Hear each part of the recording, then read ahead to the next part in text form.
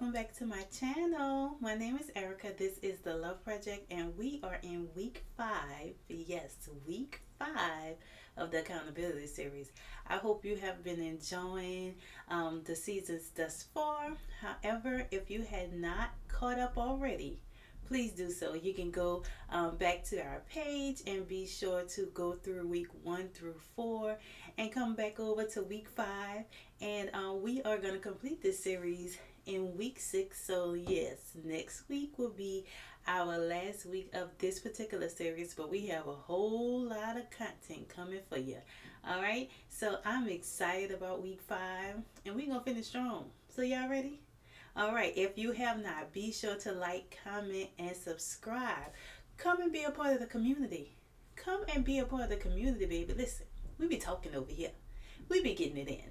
And you want to be a part of it. And also, again, when we have these series, when I drop new videos, when we have new content, you want to know what's going on. So you got to be a part of it. So be sure to like, comment, and subscribe. Of course, if there's something you want to talk about, something you want to discuss, if you have a question, leave it in the comment box and we'll get to it. We'll get to it because, listen, I'm ready to have the conversation. I ain't never scared. All right? So I am so happy to see y'all. All right, let's get into it. I'm not going to hold y'all. All right, so this week we'll be talking about expectations. Again, in this accountability series, it's mainly to prepare singles for marriage. Those that are desiring to be married, and just taking those practical steps to get there. This is real life event. I've done these things to get to where I am now.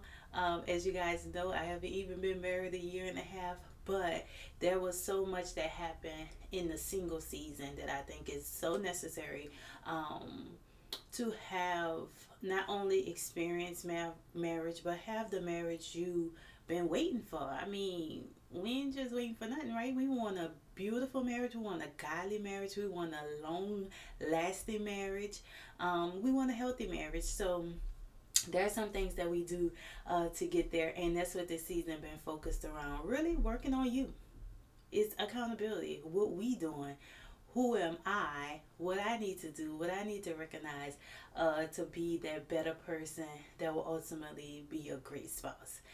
So we're going to keep that going. And as we talk about our expectations, it's important to be accountable for what you expect and be accountable for making sure you get that very thing you expecting. Because so many times we have expectations, but then we settle. So we have expectations, we have things we believe in for, we have things we desire, and then something else come around and we like, well, I would have preferred this, but I just go ahead with this. No, we ain't doing that. We ain't doing that. We gonna set our expectation out there, and we gonna believe that we gonna get that thing or better. All right. And expectation goes from good and bad. So attitudes matter. If you have this negative mindset, if you have this negative attitude, therefore you have a negative expectation. And guess what? What you sow is what you reap. So what you putting out there is what you're going to get back. So if you thinking negative, that's what you're going to get. And so whether you have or you believe you have a good expectation, how you think really shows what your expectation is. Because that energy you're putting out there is the very same energy you're going to get back. Like I always tell my husband, I'm going to need you to keep that same energy. I'm going to need you to keep that same energy because best believe it's coming back. Feel me? All right. So one of the first things we're going to talk about the fact of don't put godly expectation on people. Don't put godly expectation on mere men. Like a lot of times, particularly in relationships, we have this expectation that is well beyond even what us ourselves can give. And it's like, why? You setting yourself up for failure, right? So don't put a godly expectation. Men disappoint. And I'm not talking about men as in the male species. I'm talking about men as in human. Like, we disappoint. Whether it's your parents, your siblings, your family, your friends, anybody. Men have they're going to disappoint you, but God don't. So don't put godly expectation on men, because a lot of time we do that. We put godly expectation on people, and then we fault God for when they don't deliver. So we not doing that. Not doing that. So when you set these expectations, season it with grace. Season it with grace. This is what I'm expecting, and you shouldn't change those expectations. You should make those expectations clear, and you should then take the time to measure people, particularly, a man or a woman that you're trying to date. Measure them up to those expectations. But then you season it with grace, because they're not going to be able to meet that every time. They're not going to be able to hit that target every time. Literally, that's our problem. Like, that is what sin is. Like, sin literally is missing the mark. So God have given us a standard, has given us a mark, which is Jesus Christ, right? And then we miss that mark. We come close, but we ain't perfect. So we miss that mark, and that's sin. Every time we miss that mark, we commit a sin. Yet we have that same godly expectation of people, and we can't do that, because they're gonna miss the mark every time, just like we do every time. So if you season it with grace, you see that this person is striving to meet my expectation. This person is striving towards the type of person that I see myself with, the type of person that I desire to be. That they're motivating you and inspiring you to be a better version of yourself. So that's something to consider with those expectation. And again, that's good or bad. Believe who a person show you they are. And again, this go back to what I was just saying about the negative mindset.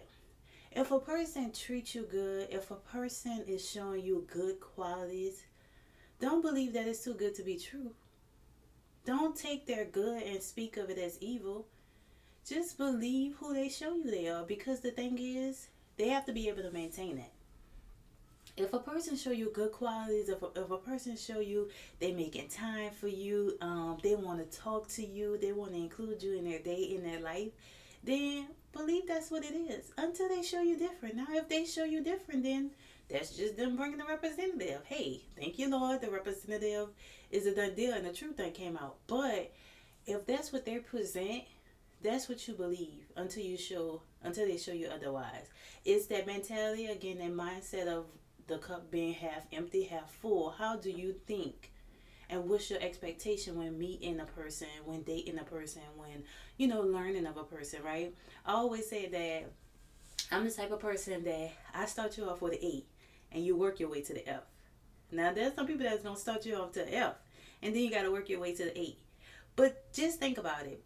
If you start a class and you have an F, you know how hard it is to work from an F to an A?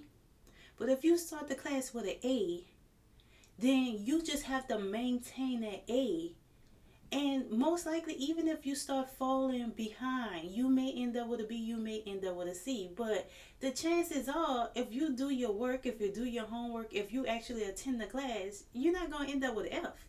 So that mindset, like, season your expectation with grace, and give people grace. Start them off at an A. Now, if they end up at an F, that's on them. Deuces, Bruces. But now, if you start them off as an F and you expect them to work their way all the way up to an A, like, come on now. Like, what are we really doing?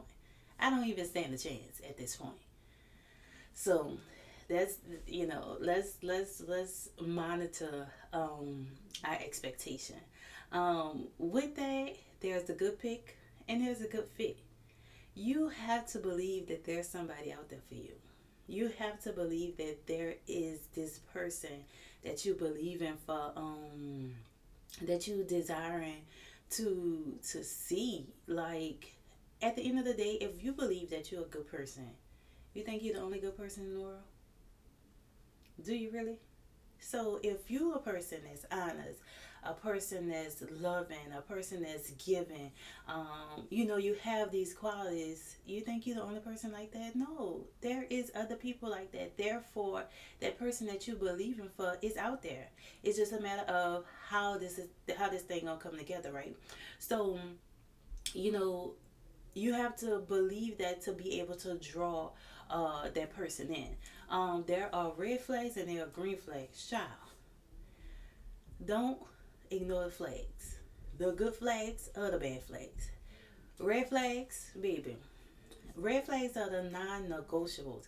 Sometimes red flags is just like a alert, right? It may not be something you need to dump them for, but it might be, let me watch that. Let me keep an eye on that, right? Watch and pay attention to the red flags. Something that was red flag for me, and for a lot of people, it's simple, but it's big for me. And this is cussing. I can't stand cussing. Like, anybody who know me know this. Listen, I just, something about it, I don't like it. I mean, it's so bad. The minute I hear cussing, it could be a song, anything. The minute I hear cussing, I hear it. Like, it just pop out at me. So I'm not into the cussing. So I've talked to a guy, and he was cussing, and I was like, on this trail, like, eh. But that was a red flag, big red flag for me, right? Smoking, baby, I can't do it. First of all, I grew up with asthma, so you ain't gonna be huffing and puffing all over me. That's one thing. And two, I find it attractive because I'm a smell conscious person. I know smell ain't the love language, but it's one of mine. And if you're gonna be smelling like smoke, whether it's the marijuana or the cigarettes or whatever you're smoking, I can't do that. So red flag, boop. The minute, oh, do you smoke? One of the biggest red flags to me, a man who keep his word. This is so important, y'all. Let me tell you, men commit to what they want to commit to. Like, we say all the time how, men don't commit and blah, blah, blah. Let me tell you, find a man who ain't committed to his barber. You show me a man that's not committed to his barber, and I believe you when you say men ain't committed. Baby, they got men who will move out of state, fly back, just because they don't want to get a new barber. They be committed to their barber. So you're not about to tell me you're going to be committed to this barber and you ain't going to be committed to me. So best believe, listen, if a man says something and he don't do it, red flag, big red flag. A man word matters to him. So if he's not prioritizing you in that manner where he not gonna say something he not gonna do for you, on your behalf or whatever the case it may be, it's because he not lining you up in that same.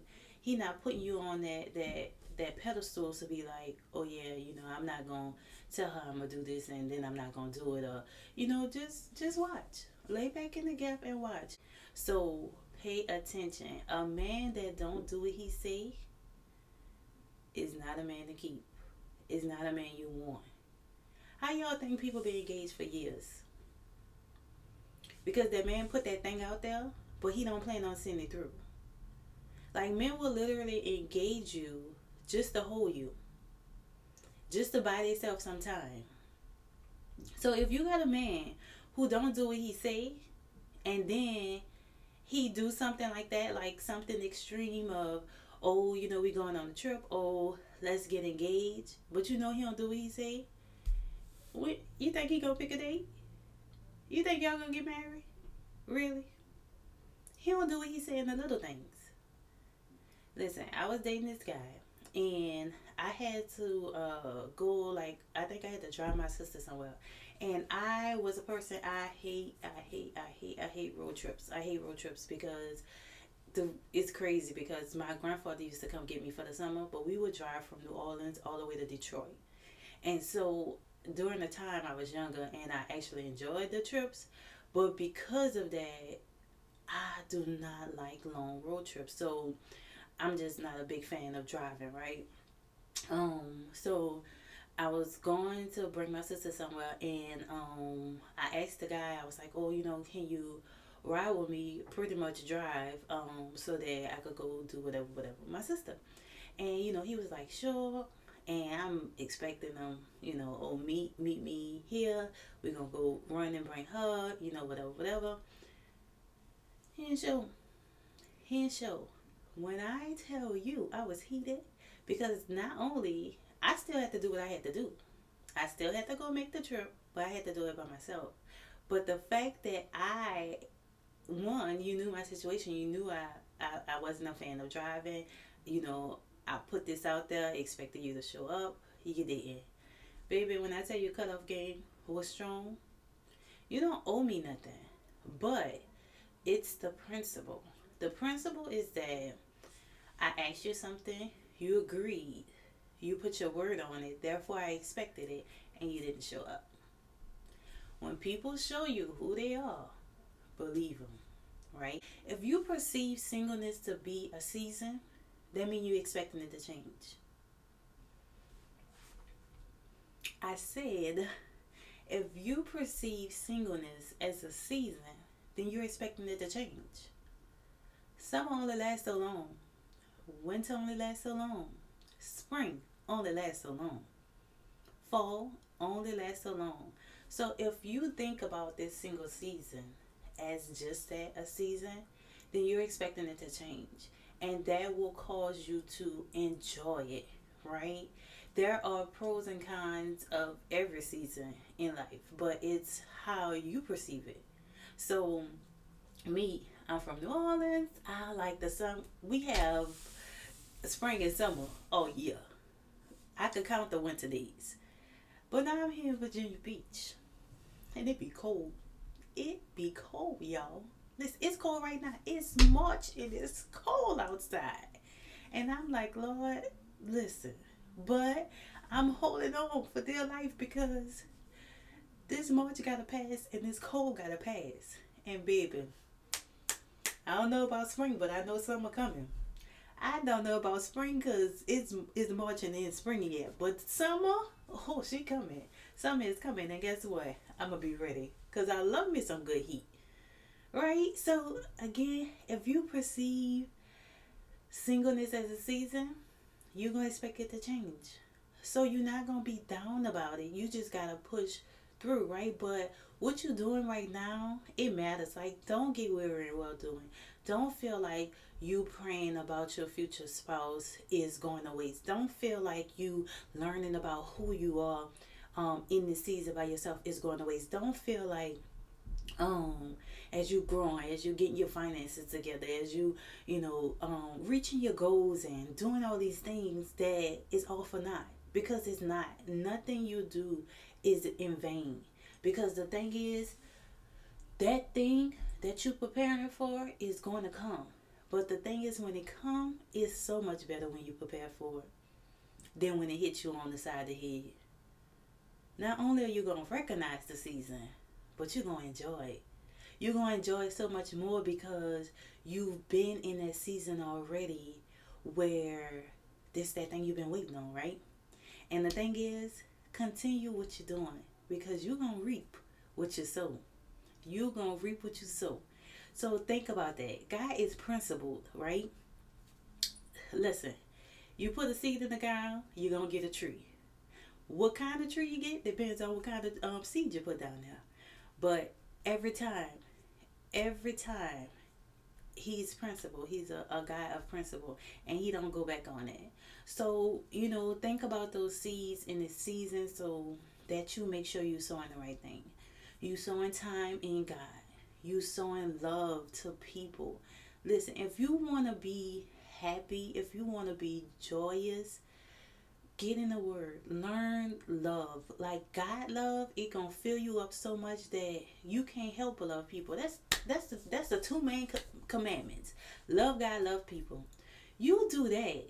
You think your husband, your wife ain't gonna love you? You gonna get that love back. Listen, and so when I was single, one of the biggest things I took my time and was serving. I was serving in my church.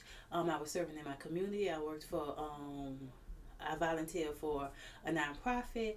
I was always serving. I was serving on my job. Like, it was times I was at work doing stuff, helping my team, because I didn't get paid hourly. So I will go in and help and get stuff done, and I wasn't getting paid for it. But I believed in helping my team. I believe in leading from the front and again serving people. So now my husband, he served me. He served me so good. Like literally from the smallest things, I can be like, babe, can you go and do this? Like anything I ask my husband to do as far as service, honestly, he do it, and he don't mind. Now, mind you, my husband is a server too. He is a server too. My husband have a server heart, and I love that about him. But that is me reaping what I've sown. Now, do I serve him? Yes, because again, I've done it. I've served so many people. It's a given to serve my husband, but just knowing that that seed I sowed serving others has come back to me in my everyday life, right? That's a beautiful thing. So sow love, sow your time into other people. Listen, sow your time into other people now, because baby, when you get married, you don't got no time. Listen, my friends call me, we get a good 20, 30, a good hour. That's a good night. Get a good hour in, but baby, I gotta go. My husband home. I gotta go. I need to blah blah blah blah blah blah. Whatever I need to do. But our time is now literally. I hardly find time between me, God, and my husband. I mean, I make time, of course, for what's important, but I took a lot of that time and sold it when I had the abundance of time. When I had the abundance of time, it went in my siblings, it went in my friends, it went in my church. It went all these places. And now that time, which I was storing it up, right, for my marriage. And this is your first ministry. And so that time now, sow those seeds now, because you want that thing to produce. You want it to produce in your marriage. So those things are important. Discipline. So discipline. Please sow discipline. Because if you sow discipline now in this singleness, translates so well into your marriage. It translates so well into your marriage. That self-control, that discipline, you need it. When you're doing life with a person every day, waking up, going to sleep, on this level, because I mean, I didn't had a man, but marriage and doing life with them on this level, you talk about your money, baby. We play about a lot of things, but we don't play about them coins. But when you so disciplined in the single season, it's so much better. It's so much better in your marriage on both sides, the man and the woman. Yeah. Last but not least, listen. Every man is a brother until he's your husband. This is real life, y'all. Every man, and of course, this mindset comes from kingdom women. You are a woman that believe in God. You are a woman believing for a godly man. This is kingdom principles. Now you can apply this to the world, but I mean, I don't think you think about nobody as your brother if you're in the kingdom. But hey, to each his own. Every man is your brother until he's your husband. This alleviates that pressure, right? So you meet a guy, whether it's in the church, outside the church, whatever, and you have that standard. Well, hey, I'm gonna treat him nice. I'm gonna be kind to him. We're not gonna cross any lines, and we're going to have this relationship, right? This brother sister relationship. Now, there's levels of intimacy that comes along with that, where you grow in that. But at the end of the day, until he's your husband, until God said this is your husband, this is your wife, that's your brother, that's your sister, and you treat them accordingly, because God don't have no picks and chooses. He not about to be favoring you and loving up on you, and you doing his child dirty. No, that's not how he operate. Like, he not all lovey-dovey behind you, and you think he don't care about his son. You think he don't care about his daughter that you treating any kind of way and doing any kind of way and doing this one and then swapping over to this one. No, that's he ain't with that. So if you treat them as a manner of, this is my brother in Christ, this is my sister in Christ, and until things go further, this is what it's gonna be. That way, when it don't work out, or if it don't work out, you're able to move on, and they still your brother in Christ, they still your sister in Christ. When you end up engaged 6 months later, they're gonna be happy for you because their mindset is, she a good woman. She a good woman. Things didn't work out with us, but I'm happy she found what she was looking for. Maybe I'm up next. It gives you that mentality. So if you treat people according to the word, you'll be just fine. You'll be just fine. And again, it's that expectation. You don't want to look at every man like, oh, what if he my husband? Oh, what if he my husband? You don't want to look at every woman. Man, I'm ready to get married. Like, man, is she the one, Lord? Is she the one? Is she the one? You don't want that. So if you keep that, Lord, this is my sister, this is my brother in Christ, how you want to lead this relationship, let's see if we compatible, then that expectation of driving yourself crazy looking for this husband or this wife is gone. It's gone. And not just that, it makes it so clear when this person is more. When this person is your husband, when this person is your wife, it makes it so much clearer because you don't have that fuzz in your brain of, is this my husband, is this my wife? No, this is my sister, this is my brother. And then you look at it like, all right, sis, I like sis.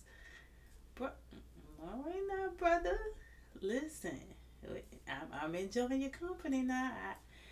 We've been having some good conversation. I love the way you treat me. And then you go further from there, right?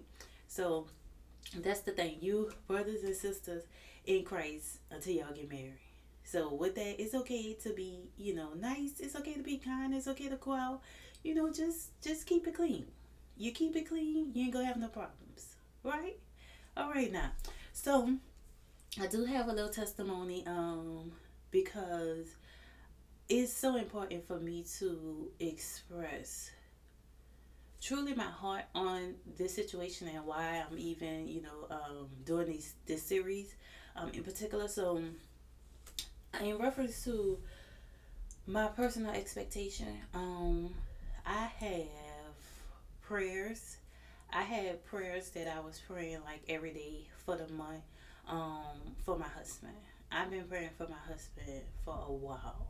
I have a prayer that go as far back as like January of 2017. I didn't meet Marcus until December of 2017. So it just show you how the Lord be preparing you. And of course, things didn't even take off for us that particular time. It ended up coming back around. But I've been praying for my husband. I've been praying for this man for years, right? I've been preparing for this for years. But in the midst of that, I got off track. I had been like holding it down, right? I had my list, I had my prayers and all this stuff, right? Preparing for this particular man. And as y'all know, listen, the enemy gonna send you a counterfeit. And when I say a counterfeit, don't think about the person per se, because we don't wrestle against flesh and blood. So this ain't this ain't about the person per se. It's about that spirit. It's about that familiar what you used to versus that thing you praying for, right? So my husband was that thing I was praying for, that thing I was believing for, and then I ran into something that was comfortable, right? In the midst of getting to my husband, right? So I'm talking to this guy, dating this guy, and I'm like, the Lord is like dealing with me.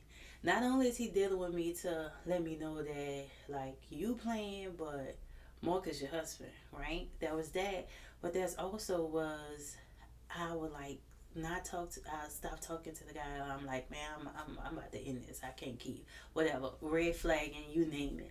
I can't keep dealing with him. And then we dealing again, hanging out and I'm having fun. He was a cool dude, whatever, whatever. But he wasn't what I was praying for, right? So in the midst, I had made up my mind, like, Lord, because I just had this feeling like, Erica, you gonna miss out. Like, you can't be praying for one thing and entertaining something else. Like, you're not gonna get this thing you praying for if you won't keep playing with this. And I'm literally telling myself, I'm like, Erica, you better get it together. You're gonna miss out for real. And so literally, I make up my mind. It's nothing like a made up mind, yo. I made up my mind. I'm like, I'm done with this. I'm done with this. Even if my husband, like, if I gotta wait, like, if I don't set myself back another year or two, I'm gonna take my lick, right? But I just can't do this no more. So cut it off. When I tell you, this was June, July. I want to say about June, like end of June, early July. Done deal. I'm done with this situation. Cut the guy off, right? I start back talking to my husband end of August. So we talking, let's say early July latest. Next month, end of August, I start back talking to my husband, and I'm like, mind you, I'm on the fast. Like, I'm praying whether or not Marcus is my husband. Marcus come back around. I'm like, okay, Lord, woo, right? Getting excited, right? Literally, started back talking end of August. Marcus proposed to me February, day before Valentine's Day. So we talking end of August, September, October, November, December, January, February. 6 months, y'all. One decision took me 6 months. Like, it was so close. It was so close. And I always feel like if I had played around, if I had made up my mind that time that I was serious about getting what God wanted for me, if I wasn't serious about getting the man I was praying for and not the man I was playing with, I would have missed out. And so I'm doing this because I've been there. I've done that, and I know that singleness is not easy. I know singleness God way is not easy, but it is so worth it because what it produces. Not just marriage. Marriage is beautiful. Marriage is, it's the promise that we want, right? But what it produces in you as a person, what it produces in your relationship with God. Not only do I know that I hear from God because of that experience, I know that God is who He say He is. He was warning me. The Bible say warning come before destruction. He was warning me, Erica, if you don't get it together, you're going to miss out. And sure enough, I had to choose though. Erica had to say, okay, Lord, right? Done deal. The dude tried to come back, a couple months, and I'm like, no, I'm done with that. Yeah, this not what I want. I know what I want. I know what God has for me, and this not it. Unfortunately, I wish you the best. Love him. Done deal, right? 6 months. 6 months. 6 months. I went from single by myself to engaged single with the promise of marriage 8 months away. And here I am. Here I am in this space now. Like, He turned it around so fast. And that's the thing. I don't know if y'all ever seen this picture, but there's like this picture that's on Facebook where this guy is like digging, looking for gold, right? And he digging, and he have one good hit. One good hit, he'll get the gold. But he been digging this trail so long that he pick up his axe and he turn around, and he's so sad, and he turn around and he walk away. And the gold right there. It's right there. So I just want to encourage y'all. We got one more episode of this series, and again, we could talk about whatever after that, but one more episode of this series. But I want to encourage y'all to, one, believe that you can have what you believe in for. Two, whatever you got to cut off to get where you're trying to go, cut it off. listen, it's not worth it. Like, it's not worth your peace.